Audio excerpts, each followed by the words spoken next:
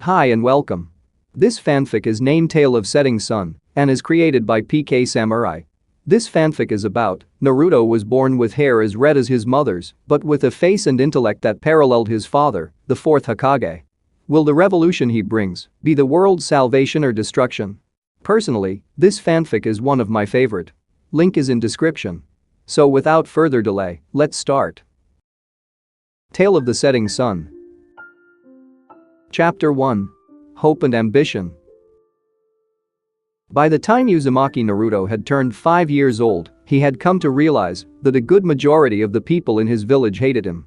It was not an immediate realization, as the haze of colors and sounds called infancy slowly but inevitably passed. He first came into the awareness of his individuality. Looking down at his stubby toes and observing how they wriggled at his every command, he saw that he was his own person, his body and mind belonged to him and only him, and as far as he could tell, every other person that he saw possessed this right. All of the people in his village were the same as him in this regard. However, he gradually began to see differences between these other people and himself.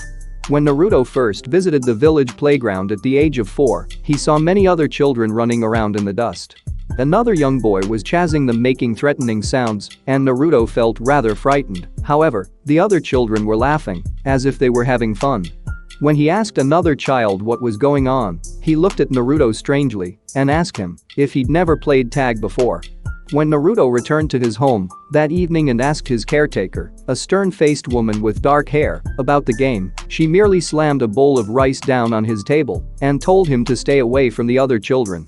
He didn't understand why the other children could play tag together and why he couldn't, but his caretaker's hand was even faster and sharper than her words, so he shut up and ate his dinner. But from then on, though he didn't approach the other children, Naruto did start going out more by himself. He was starting to get sick of the tattered book of folktales that he had thumbed through since he was 2 and felt that he was a bit too old for the cracked old wooden blocks he'd once fondly stacked for hours before. He was a whole 5 years old, after all. And besides, he quite enjoyed the feel of the sun and wind on his skin. The few times Naruto had been out in public before, he had usually been with his caretaker, who always insisted on him covering his head and lower face with a scarf. She'd told him it was so that he wouldn't pick up any diseases, but now that he was exploring the streets of his village, he was beginning to have second thoughts. Because wherever he went, inevitably, he was followed by an intense storm of heated whispering. He hadn't realized at first, even following the realization of his individuality, he'd never thought of himself as particularly unique. He'd read before in his book of folk tales that no two snowflakes were alike, and as such, so were people. But in the winter, when snow covered the village, there were so many snowflakes that he couldn't possibly distinguish between them. This, he realized, could be the same for himself and for everyone else. And yet somehow, these people managed to point him out, a single snowflake in a flurry of snow. They pointed him out with barely disguised grimaces. They ushered their children away from him, admonishing them for walking too close to him, and chased him out of their stores. The first time this happened, Naruto wondered if they wanted to play tag with him and was about to open his mouth to ask when they slammed the door in his face, sending dust flying in his face. Before he could get up, he heard a spitting sound and he felt a warm sensation on his face.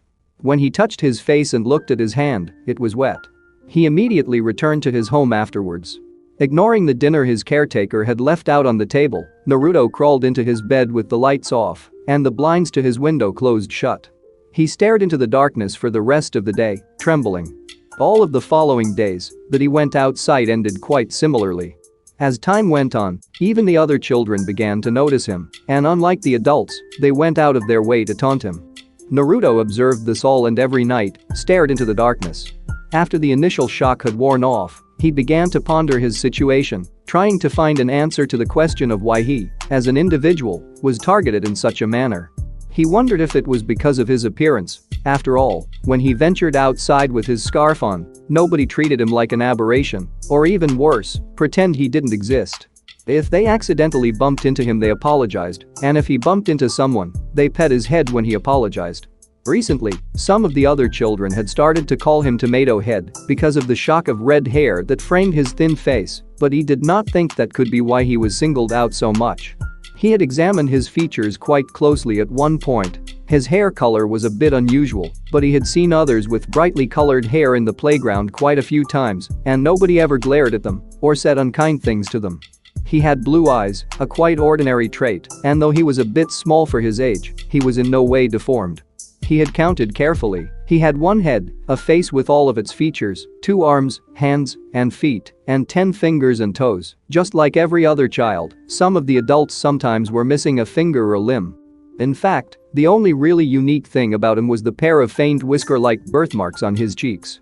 Naruto had noticed that some of the village clans, like the Inuzuka clan, had physical markers for their members.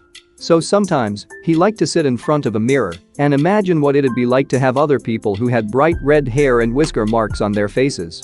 And then inevitably, his thoughts would turn to his dead parents.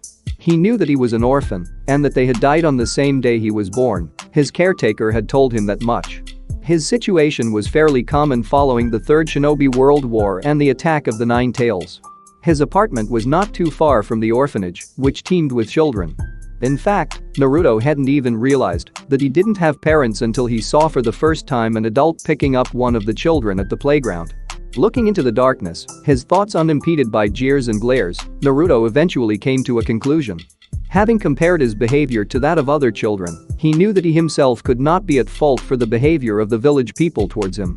He never asked for anything that he didn't need, he ate almost all of his vegetables, and he always obeyed his caretaker.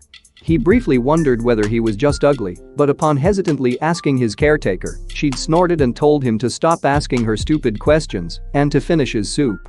So Naruto finished his soup and after tossing and turning in bed that night, decided he couldn't control whether he was ugly or not, and anyone who thought otherwise, well, they were the stupid ones.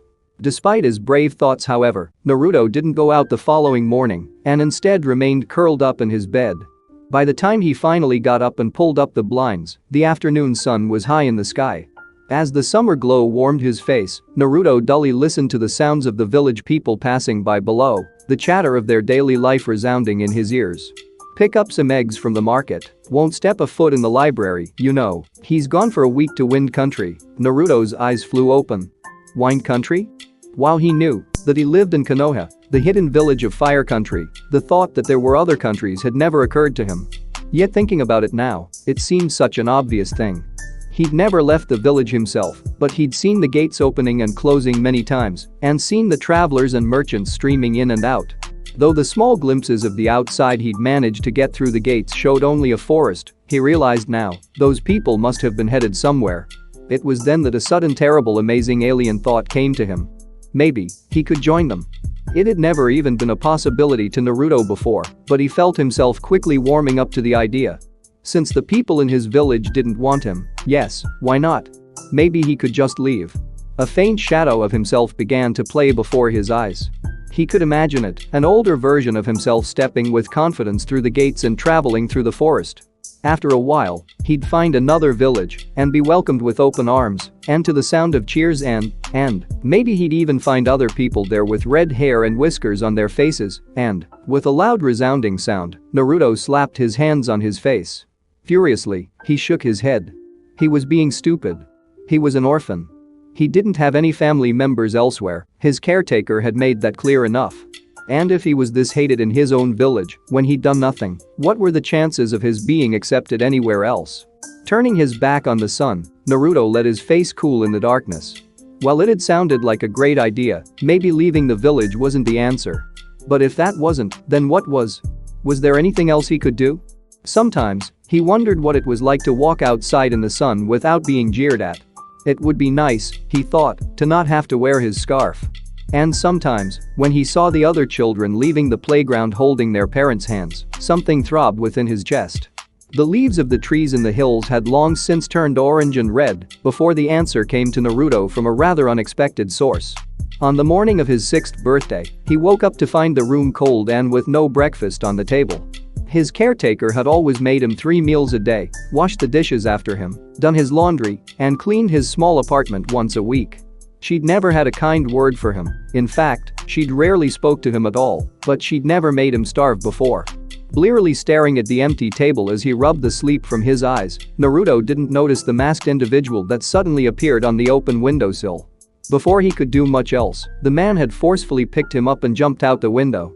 At first, thinking that someone had finally decided to attack him in his home, He struggled in the strange man's grip, clawing at the man's chest. But he then realized that the man was wearing a porcelain animal mask and metal chest armor, and relaxed. As much as he was hated by the rest of the village, it was common knowledge that the strange animal mask men worked for the Hokage. Sure enough, he was dumped unceremoniously into the Hokage's office. Naruto didn't remember ever having been in here before, but he could read the characters Hokage on the desk in the middle, which's top was overflowing with stacks of paper and scrolls. The Hokage himself stood before him. His aged countenance and wizened form almost belied the strong, unwavering eyes that observed him from below the white hat. Naruto quivered and began to look away, but unlike the villagers, the Hokage's gaze held no animosity or hatred. So he met the elder ninja's dark eyes with his own, and for a moment, he thought he might have seen a flicker of emotion within them. But then it was gone, and he turned away. Naruto learned several things that day. Though he'd never really thought about it before, he now learned that the Hokage had been his benefactor paying for his caretaker, and that now that he was 6, she would no longer be coming by. He would receive a monthly stipend from the Hokage, but he would have to prepare his own meals and clean up after himself. And finally, he learned that he was to attend the academy, starting immediately. Running as fast as his legs could carry him back to his apartment, Naruto was so excited that for once, he didn't even notice the glaring that followed him. After all, the academy was the holy grail for the children at the playground. Having a sibling in it gave you automatic bragging rights, and if you were going to be joining it yourself, uncontested rights to the best swing, bar nothing. For the first time in his life, he felt a rising airy sensation in his chest that he didn't know the word for. However, that evening, Naruto watched the sunset from his window, and with the growing darkness, he began to feel a niggling sense of doubt. He'd never been allowed to join or be a part of anything before. Would attending the academy really change anything for him? He'd always admired the ninja. Their mystique and power made them just like the heroes of his childhood folktales. But could he become like one of them? And if he did, would people stop hating him? Or was he doomed to be hated for the rest of his life? His fingers rested on the windowsill, clenched into his palms, leaving behind red marks. No, Naruto decided. None of that mattered. He would just become a ninja that they couldn't ignore or despise.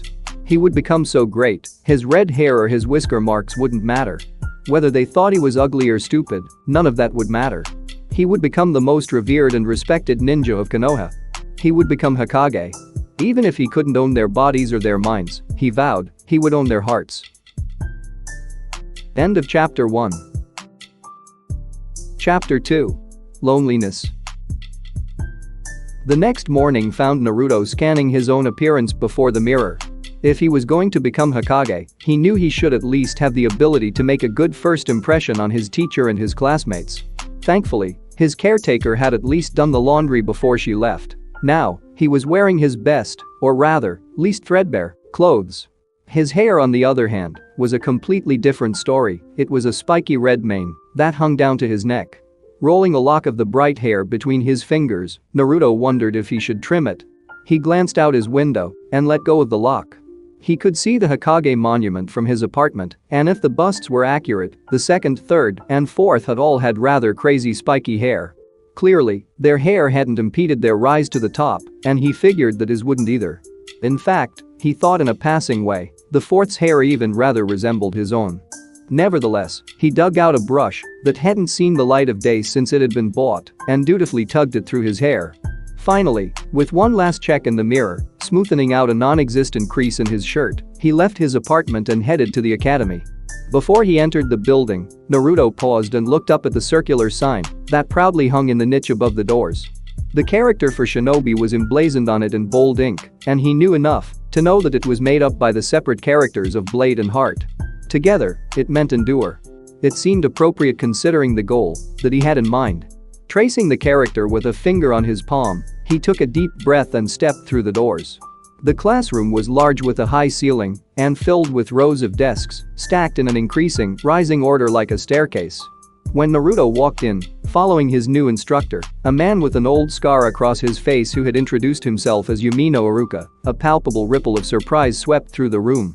The noise level in the class sharply dropped as dozens of pairs of eyes turned to observe him. Naruto didn't meet any of their narrowed gazes, but stood awkwardly in front of the blackboard. Offhandedly, He realized that he recognized one of the faces that stared back at him. It belonged to the girl with the large forehead who he'd noticed getting picked on a few times in the playground. "This is Uzumaki Naruto," Haruka introduced in a ringing voice. At the sound of his name, some of the children began to whisper amongst themselves. "He's 6 years old, and he'll be joining our class from today onwards, so make him feel welcome." "I hope we can be friends," said Naruto, forcing the tips of his lips up into a smile. He'd never had much of a reason to make one before, but he had observed from afar how smiles could lower people's guards. He thought he heard some snickers and maybe even a muttered tomato head, but for the most part, the children only stared back at him sullenly. Considering his introduction largely a success, Naruto found an empty seat next to another boy with a dark countenance who idly rested his head on his hand. It turned out that the class had been going over how to read and write several basic characters that he already knew, so for the first hour, Naruto had the unhindered liberty of observing his new instructor. Haruka had seemed courteous enough when he first introduced himself outside of the classroom, but he wondered what the Chunin truly thought of him. Haruka certainly seemed jumpy about him. In the last 10 minutes alone, his eyes had flickered 4 times over to where Naruto was sitting, and he had stumbled over his words each time. Judging by the sheen of his face, the man was sweating slightly as well, and Naruto had learned from first-hand experience that, if it wasn't from the heat, it indicated they were nervous. From his brief personal interaction with the instructor, Naruto could already tell that Haruka was usually a proficient teacher. Discreetly looking around, every time Haruka fumbled over a sentence, he saw looks of puzzlement reflected on the faces of his classmates, confirming the fact. He returned his gaze to the Chunin just as the man in question looked up at Naruto, and their eyes met for a split second. Haruka gave no visible signs of reacting and looked away almost immediately, mistakenly writing a different character on the blackboard as he did so. But Naruto already knew. Though it was just the smallest glimmer, he had seen that same strange look of fear and revulsion that everyone else in the village had whenever they saw him. His spirits beginning to sink, he wondered whether he would be kicked out of the academy after all. After the lesson on reading and writing, the class moved on to chakra, and suddenly, Naruto found himself out of his depth. Apparently, there was something called a chakra point, and a person had 361 of them. There was also something called hand seals, and the 12 basic ones were named after the horoscope animals. But not knowing what chakra itself actually was, Naruto could barely follow the discussion, let alone participate. From the sounds of it, it sounded like magic, but he'd always thought magic was mere fantasy. So what else could it be? An hour of torture later, the class was over, and the students were given a short lunch break. As most of the other children filed out of the room, Naruto dawdled at his desk before approaching the instructor, who was flipping through a sheaf of papers on a clipboard. "Haruka-sensei," Naruto began in a low voice, looking down at the ground. Most adults didn't like it when he looked at them directly. "Yes, Naruto?" He heard the rustle of paper above him. Haruka's tone was casual, but Naruto thought he could detect a note of tension. "Could you tell me what chakra is?" When the man didn't answer right away, Naruto looked up and hurriedly added, "The discussion was very interesting, and I wanted to join in, but I'm still not sure what it is and where it comes from." To his relief, Naruto observed some of the tension leave the instructor's face, though he still looked perplexed. "Well, Naruto, chakra is a form of energy that all living things have. The energy is a mold of physical and spiritual and goes around your body in a network. We ninjas can use this chakra to perform techniques." Haruka paused before adding, "Do you know what a technique is?" Naruto shook his head no. A technique is a skill made possibly by chakra, with effects like walking on water, exhaling fire, and creating illusions. There are all kinds of techniques, such as ninjutsu, genjutsu, taijutsu, and even the most basic one requires you to mold your chakra. Usually, techniques require a certain sequence of hand seals. To demonstrate, he put his 2 hands together and quickly made some signs. There was a burst of smoke, and suddenly, someone who looked exactly like Naruto was standing in front of him. Letting out a small exclamation of amazement, he stepped back. There was another burst of smoke, and Haruka was standing before him again. That was the transformation technique. It's one of the most basic ninjutsu techniques, and we'll be learning it when your class is a bit more advanced. Eagerly, Naruto put his hands together and mimicked the man's hand signs. To his disappointment, nothing happened. "Just doing the motions won't be enough, I'm afraid," said Haruka with a smile. Naruto's eyes widened at the sight, and the smile slid off of the man's face like sap. He coughed. "Well, off you go now." Naruto left with his heart pounding. He couldn't remember anyone having ever smiled at him before. And unlike the smile he himself had given the class, this hadn't been an offering of goodwill, it had been the genuine article. Feeling like a large burden had been removed from his shoulders, Naruto began to wander the village, looking for a place to eat that wouldn't chase him out. So long as he didn't get on Iruka's bad side, maybe he would be able to learn everything he wanted about being a ninja. And then, he would be that much closer to becoming the Hokage. As Naruto passed by a small restaurant, a ninja with a face mask stepped out from under its flap. As the flap dropped down, the most hauntingly delicious aroma he had ever smelled came wafting out, freezing him in place. There was a big paper lantern hanging outside. It said Ramen Ichiraku in bold red characters. As though entranced, before he knew it, he had lifted the flap and stepped in. Several of the villagers were already there, eating, and at his entry they looked up at him. Reacting on instinct, Naruto tensed, waiting for them to glare at him, but instead, their faces grew pale. Rising to their feet with a clatter, they all left in a hurry, leaving behind an array of empty stools. Well, that was a new reaction, even he'd never cleared a restaurant out like that before. Feeling a chill run down his back, Naruto turned to the counter to find himself face to face with a stern-faced man in an apron. He waited for him to respond angrily, but instead, the man grunted, "What'll you have?" Taken aback, Naruto's eyes flickered over to the menu, and he stammered out the first item he saw, miso ramen. Less than 10 minutes later, the most majestic bowl of noodles he had ever seen in his life was placed in front of him. Slowly, he raised his chopsticks to his mouth, and as warmth spread through his body, his chopsticks picked up in pace, and soon he was inhaling the rest of the bowl. It was not to last, however. Hearing the stools beside him clattering once more, he looked up and almost choked on a noodle. They were a rowdy group of children he recognized from his class at the academy. Hunching over his bowl, he tried to shrink in on himself. But without his scarf, there was nothing to hide his hair. "Well, what do you know? Hey look everyone, it's Tomato Head," said one of the boys, jumping up from his seat. His friends joined him, and they rapidly spread out around Naruto to surround him. He said stiffly, "My name is Naruto." "What was that, Tomato Head?" the boy said in a loud voice, cupping his ear, as if he hadn't been able to hear him. When Naruto didn't respond, he dropped his hand and glanced over at his sniggering friends. "Nogi here says she heard you asking Iruka-sensei about what chakra is." "Yay, sensei couldn't believe it," chortled a pudgy girl. "He told us after you left that you didn't know nothing and that," she sniffed, "we should help you out." "Oh, does little baby need his diapers changed?" the boy crowed. He leaned over and swiped Naruto's bowl. "Does Tomato Head want his mommy?" "Oh wait." He laughed and lifted the bowl to his lips. "You don't have one." Blinking, Naruto watched the bully slurp up the remainder of his ramen. Out of the corner of his eye, he saw that the owner of the restaurant was preoccupied with another customer. "It's not nice to make fun of people about their parents," he finally said in a mild tone that belied the increasingly hot fire that burned in his belly.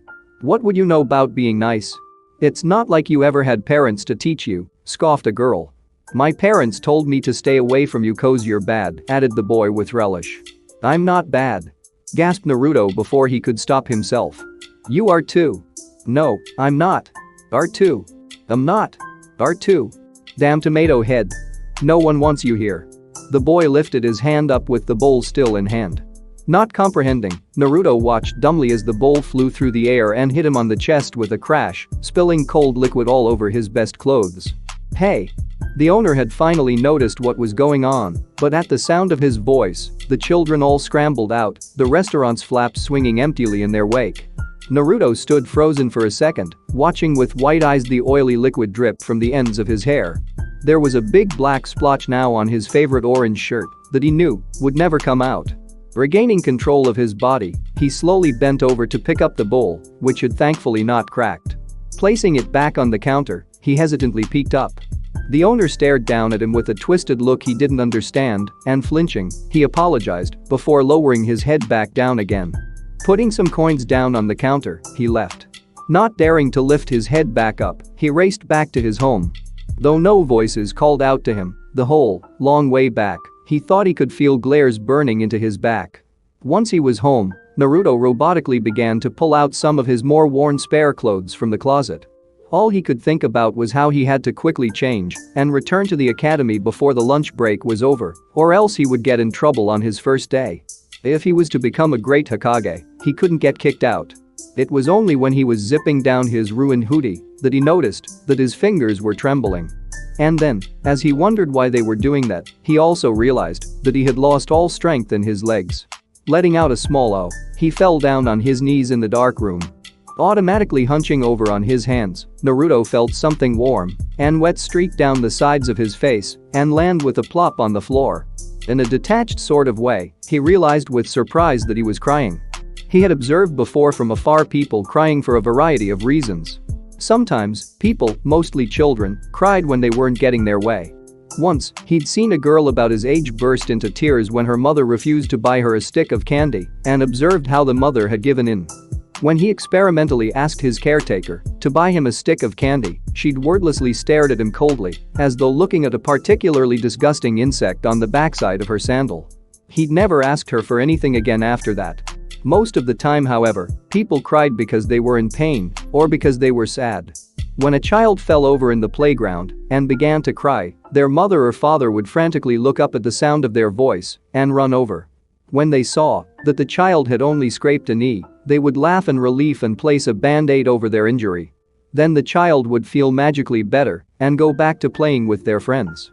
As he wondered which emotion he was feeling, Naruto began to feel even more strange. There was a hazy sensation creeping up his body and taking over.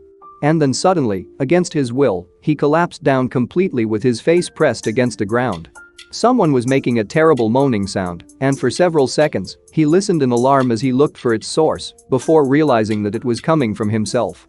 A mixture of snot and tears was streaming down his face, and he began to worry about how he couldn't go back to the academy with a splotchy face when suddenly, he realized that he didn't care. He wasn't sure what this heaviness in his chest was, but he didn't want to feel it anymore. And if crying would help him lessen it, he would do it. After all, no one was there to hear him. If he wanted to become a strong ninja, he knew he could never let anyone else see him crying, because the heroes in his book had never cried, but right now, he was alone in this cold, dark room. Just this once, he thought, eyes squeezed shut and tears dripping from his nose. A cold and detached part of Naruto thought that he should be pleased to have this privacy. But at the same time, he had never felt so alone before. He felt like he was the only person in the world. End of chapter 2.